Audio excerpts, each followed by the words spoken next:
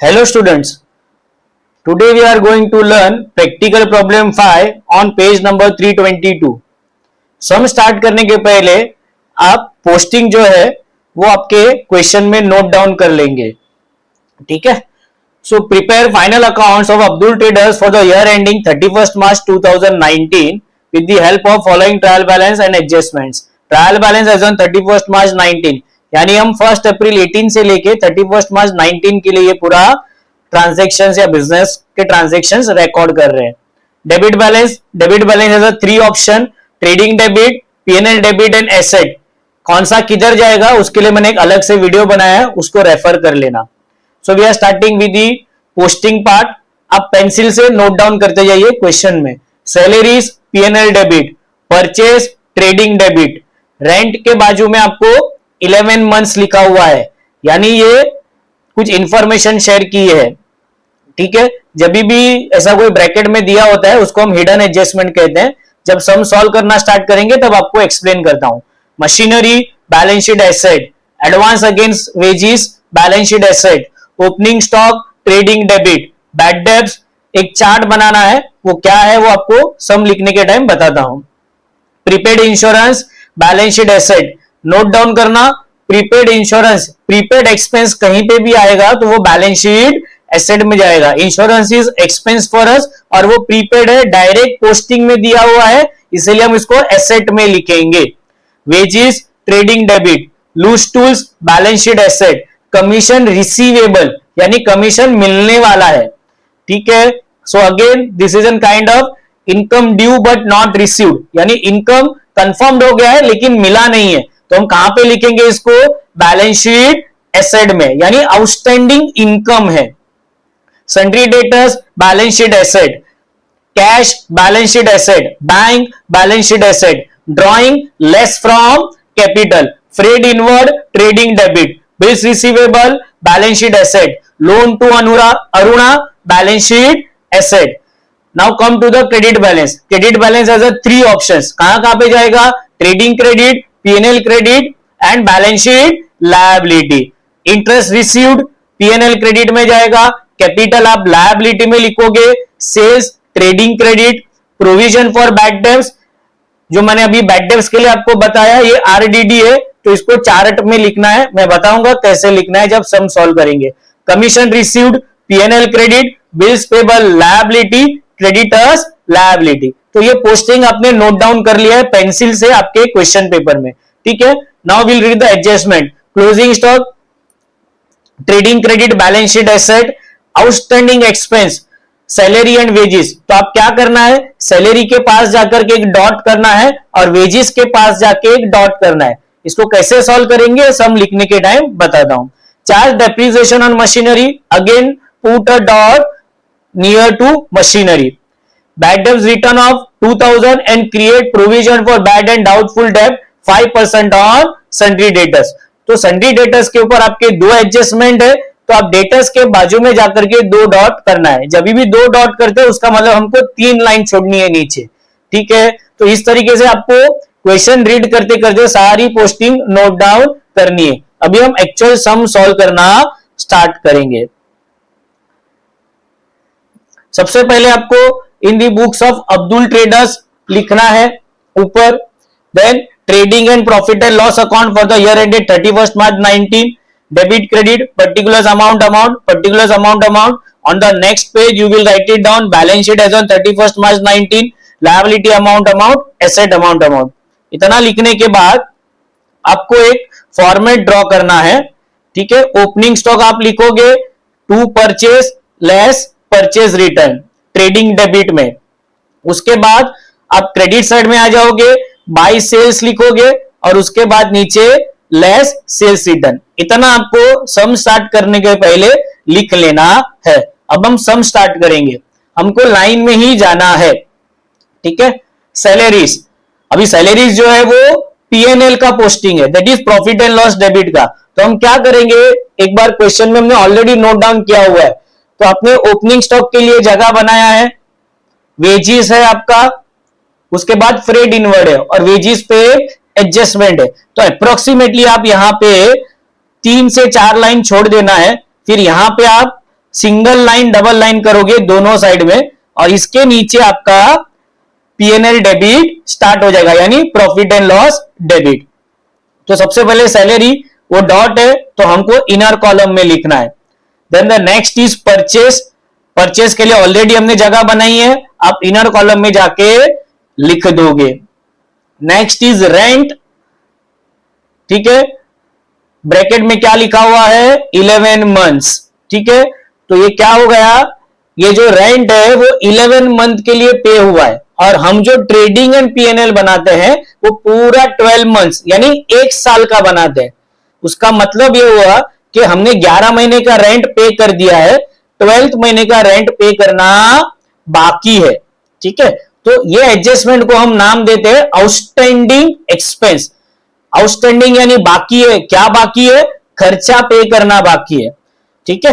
तो इसका एडजस्टमेंट की इफेक्ट क्या है, एक तो वो एडजस्टमेंट में जाके आपको ऐड करना है, और ये पे करना बाकी है, इसीलिए मेरे लिए लायबिलिटी है। क्या है मेरे लिए, लायबिलिटी। तो इसकी सेकेंड इफेक्ट कहां पे जाएगी, लायबिलिटी में। तो सबसे पहले आप एडजस्टमेंट आइडेंटिफाई करोगे कि करना क्या है। सो हमने समझ लिया कि ये क्या एडजस्टमेंट है, आउटस्टैंडिंग एक्सपेंस का। सर अमाउंट कैसे कैलकुलेट करोगे, बहुत सिंपल है, 2200 हमने 11 महीने के लिए पे किया है, ठीक है। तो एक महीने का कितना हो जाएगा, 2200 डिवाइड बाय 11, तो 200 रुपया एक महीने का। तो हमारा बाकी कितना है, एक ही महीने का बाकी है, तो अमाउंट क्या आएगा 200। करना क्या है, रेंट में आप प्लस करोगे, और सेकेंड इफेक्ट कहां पे दोगे, बैलेंस शीट लायबिलिटी। ये हिडन एडजस्टमेंट है, इसीलिए जब आप पोस्टिंग करोगे तभी के तभी आपको इसको करना है। तो हमने यहां पे ऐड कर दिया 200 रुपया, ठीक है। और सेकेंड इफेक्ट कहां पे जाएगी आपकी, बैलेंस शीट लायबिलिटी में जाएगी, ठीक है।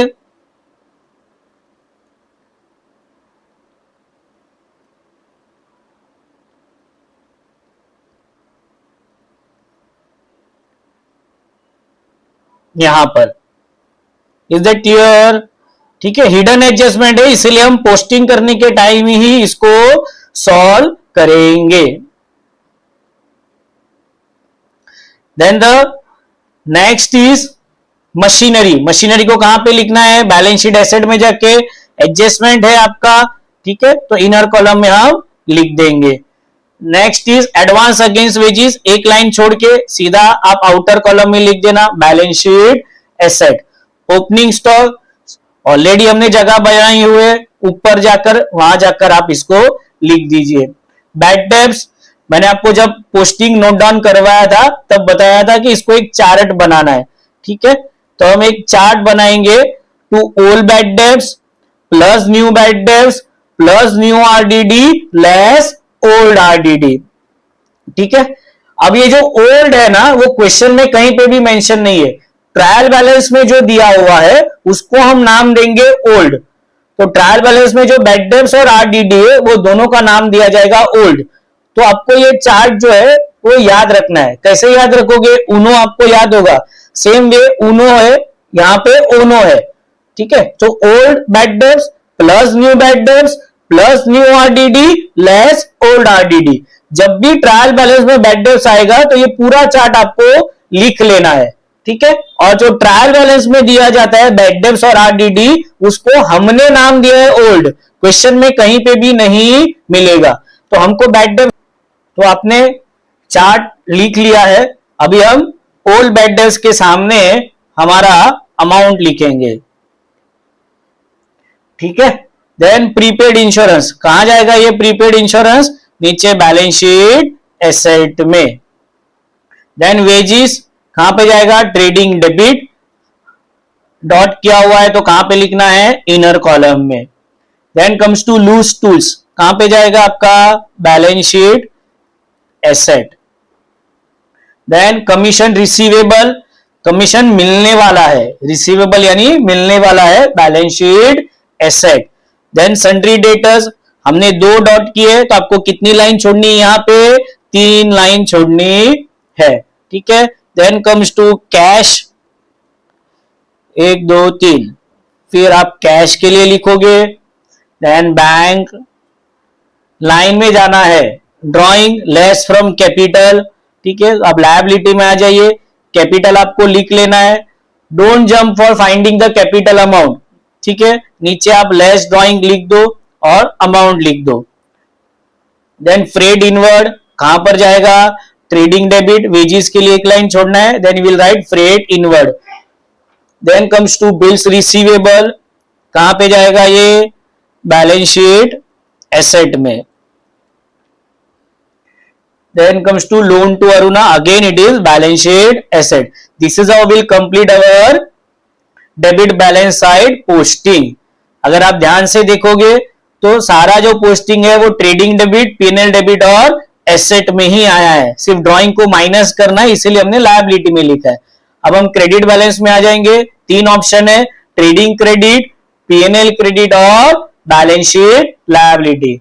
इंटरेस्ट रिसीव्ड हम क्या करेंगे, सैलरी के पहले पैरेलल एक लाइन हमको छोड़ना है ग्रॉस प्रॉफिट के लिए, उसके नीचे हम लिखेंगे by interest received. Then capital, capital का अमाउंट यहां पर आके लिखेंगे, उसके बाद माइनस करके अमाउंट नीचे ही लिखना है आपको, ठीक है। इसके ऊपर और एडजस्टमेंट पेंडिंग है, इसलिए माइनस करके अमाउंट आउटर कॉलम में नहीं लिखना है, नीचे ही लिखना है। Then sales,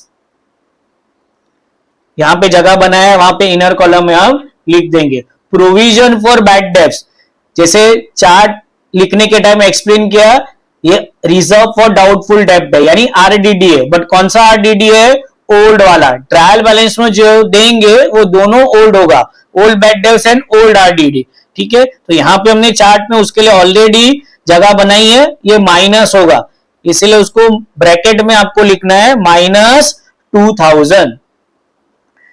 Then it comes bills payable, sorry commission received, ठीक है। तो आप कमीशन रिसीव्ड लिखोगे पीएनएल क्रेडिट में। Then it comes to bills payable, balance sheet liability में। Then the last one is your creditors. Is that clear? This is how we'll done with our posting part, ठीक है। Now will start with the adjustment. Adjustment की कितनी effect आती है, दो effect आती है, तो दोनों इफेक्ट आपको साथ में लिखनी है। Whenever you write first time, immediately think of where to write at second place in your answer, ठीक है। द क्लोजिंग स्टॉक, यहां पे तो एक ही अमाउंट दिया हुआ है आपको, बट अगर दो अमाउंट देंगे तो whichever is lower, closing stock का रूल क्या है, दो अमाउंट में से जो लोअर वाला अमाउंट है वो आपका सिलेक्ट होगा, ठीक है। सो बाय क्लोजिंग स्टॉक 89,600 यहां पे आप लिखोगे, और सेकेंड इफेक्ट कहां पे जाएगी उसकी, बैलेंस शीट एसेट में। दोनों इफेक्ट साथ में देना है। Then the next is outstanding expense, salary and wages, ठीक है। आउटस्टैंडिंग एक्सपेंस यानी क्या हो गया, खर्चा हुआ है यानी हमने एक्सपेंस कर दिया है, एक्टिविटी हो चुकी है लेकिन पैसा देना बाकी है, इसलिए उसको हमने आउटस्टैंडिंग नाम दिया है। बाकी है, क्या देना बाकी है, खर्चा देना बाकी है। बट जैसे पहले भी आपको एक्सप्लेन किया, ये जो ट्रेडिंग पीएनएल है वो हम 12 मंथ्स का यानी एक साल का बना दे, तो पूरे 12 मंथ्स का एक साल का खर्चा इसमें हमारा आना चाहिए, इसीलिए आउटस्टैंडिंग जो भी होता है वो प्लस होता है। क्या होता है, प्लस होता है। तो हम क्या करेंगे, जो भी आउटस्टैंडिंग है वो रिस्पेक्टिव एक्सपेंस को प्लस करेंगे, और सेकेंड इफेक्ट, अब पैसा देना बाकी है तो मेरे लिए क्या है, उधारी है यानी लायबिलिटी है, तो सेकेंड इफेक्ट हम कहां पे देंगे, लायबिलिटी में जाकर के। तो सबसे पहले हम यहां पे ऐड कर लेंगे, ऐड आउटस्टैंडिंग एक्सपेंस, टोटल करके बाहर लिखेंगे। Similarly will do it for wages also. अब सेकेंड इफेक्ट कहां पर लिखना है आपको, बैलेंस शीट लायबिलिटी में आके, ठीक है।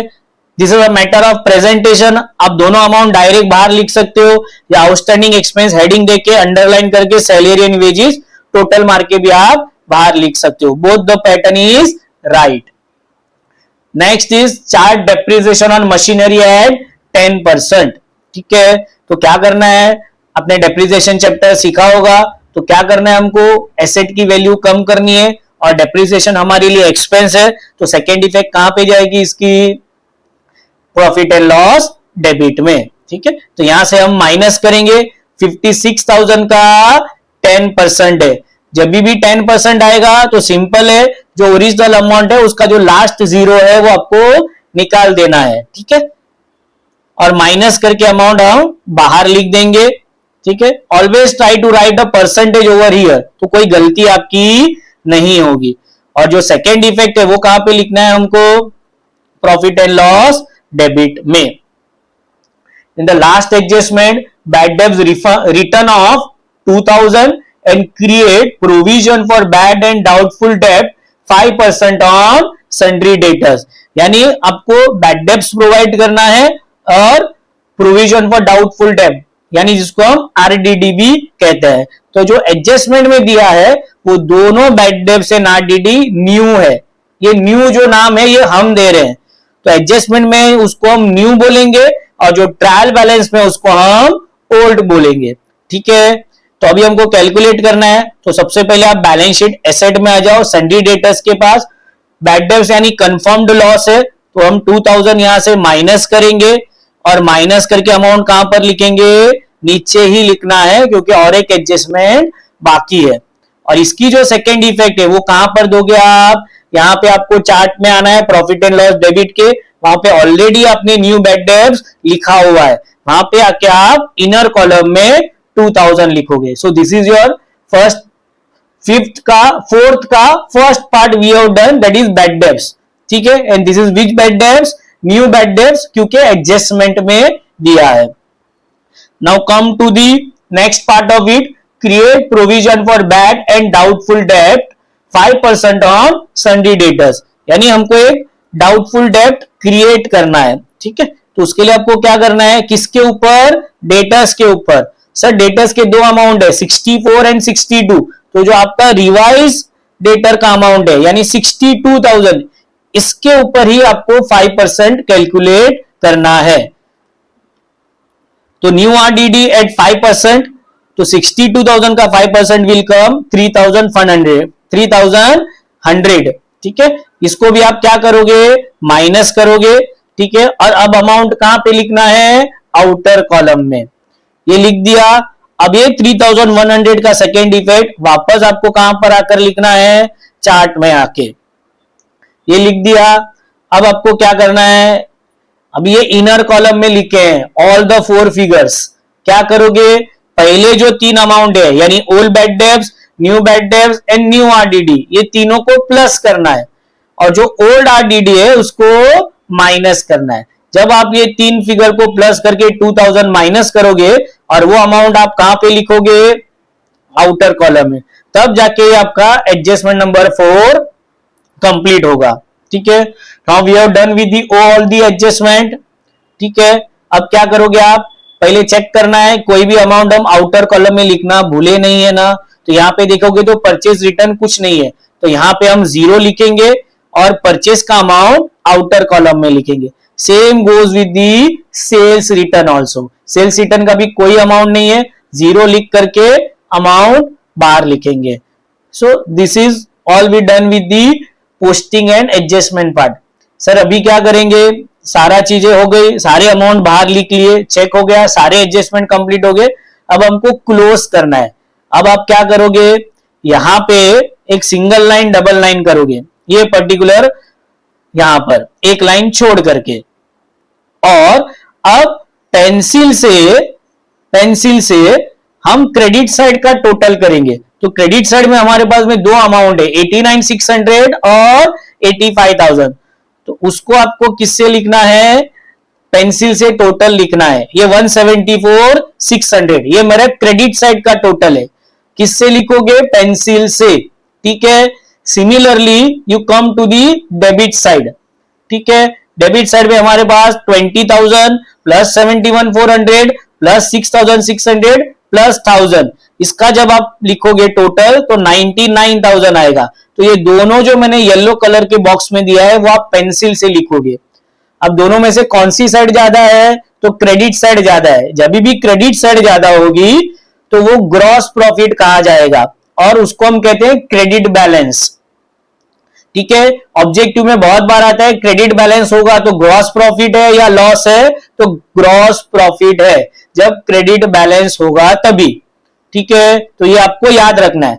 आपने पेंसिल से टोटल लिख लिया तो 174,600 ज्यादा है। अब आप क्या करोगे, पेन से दोनों साइड 174,600 पहले लिखोगे। ठीक है, करेक्ट है। ये जो 174,600 दोनों साइड लिखा है, इसको नीचे डबल लाइन करोगे। डबल लाइन यानी क्लोजिंग टोटल। अब 174,600 में से 99,000 माइनस करके ऊपर क्या आएगा, यहां पे आपको लिखना है gross profit carried down, balancing figure 75,600। ठीक है, बैलेंसिंग फिगर यानी क्या हो गया, बड़े अमाउंट में से छोटे अमाउंट को माइनस किया है। जब भी ब्रैकेट में बैलेंसिंग फिगर ये लिखा जाता है, उसका मतलब ये होता है बड़े अमाउंट में से छोटे अमाउंट को माइनस किया है। ठीक है, अब ग्रॉस प्रॉफिट मिल गया, इसको हम नीचे ट्रांसफर करेंगे प्रॉफिट एंड लॉस के क्रेडिट साइड में by gross profit brought down. ठीक है, now again we have to follow the same procedure. ठीक है, यहां पे 3 अमाउंट दिए हुए हैं। ठीक है, तीनों का टोटल मिला के होता है 79,600। ठीक है, वैसे ही वापस 79,600 पेंसिल से लिखना है टोटल के नीचे। फिर क्या करोगे, now come to the debit side. ठीक है, इसमें जो इतने अमाउंट है उसका टोटल मारोगे, देयर आर 3 फिगर्स, तो उसका टोटल होता है 24,100। ठीक है, दोनों में से कौन सी साइड ज्यादा है सर, क्रेडिट साइड ज्यादा है, तो दोनों साइड आप पेन से 79,600 लिख लोगे। Again credit side is more, तो आपको नेट प्रॉफिट है, बराबर है। Other way round it means that it is a credit balance. ठीक है, अब क्या करोगे, 79,600 में से 24,100 माइनस करोगे तो आपको मिलेगा net profit. Again you have to write balancing figure which is 55,500, bracket में लिखना है ट्रांसफर टू कैपिटल अकाउंट। ठीक है, अब आप नीचे आ जाइए। ठीक है, यहां पे हम नेट प्रॉफिट को ऐड करेंगे और जो आपका अमाउंट है वो आउटर कॉलम में लिखेंगे क्योंकि सारे एडजस्टमेंट्स कंप्लीट हो चुके हैं। ठीक है, और लास्ट में आपका जो बैलेंस शीट है वो टैली होना चाहिए ये अमाउंट से 279,300। This is how we have to complete our final account some.